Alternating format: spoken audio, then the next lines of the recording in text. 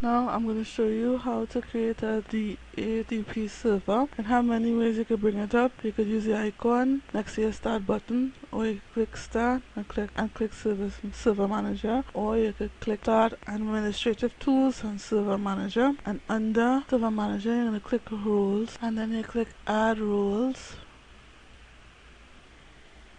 So this page comes up and it tells you before you continue verify the administrator account has a strong password, network setting and static IP address are configured, and the latest security updates are installed. Click X, and then after the before you begin screen comes up the server roles screen. You click on DHCP server, you click next, and here it tells you your network address of your server and it's type IPv4. Click next.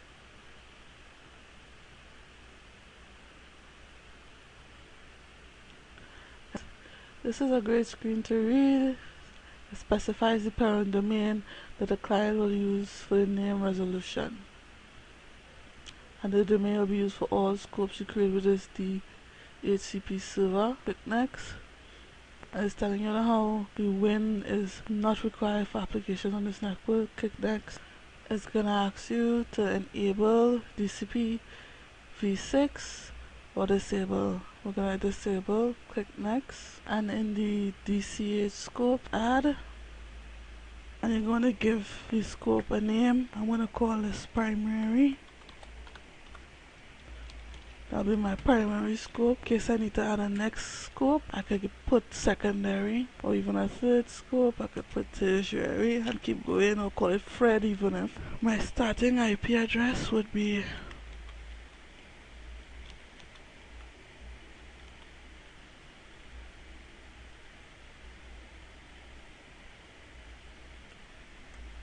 Now the reason why I put it at 50 is because you saw my IP just start for the server is at 10, but I want to leave at least that 40 range for the devices open in case I need to add devices in between there. And this is for every device you have attached to your server, you have to have an IP address for. So it's best if you count it out and double it to make sure you have enough space, and according to how large you make your sending IP address tells you which class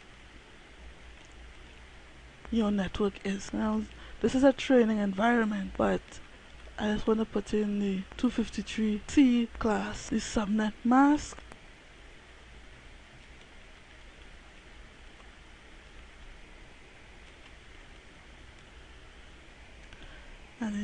And the default gateway is optional, and the subnet type wired release duration will be 6 days, and you'll have to have your activate this scope box ticked to make sure it activates. Now the duration simply means if it will be leased for 8 hours or if it will be for 6 days. As if somebody goes on vacation and the computer is not accessed within 6 days, the IP address goes back into the pool, and when the user comes back out, a new IP address is given to the computer. So click OK, and on this screen it comes back to the original scope screen.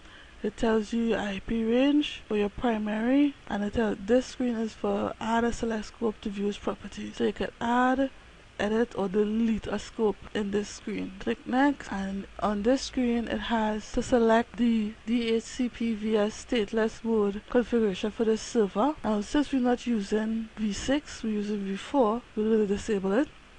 Click next. Now it's gonna ask you if you want the same user as your server to be the same username. On this screen it asks you if this is the username and the credentials of the current user that will be used to authorize this DHCP server in the Active Directory domain server. If you need to change it, and it says how the DHCP server must be authorized for it can service clients. Click next.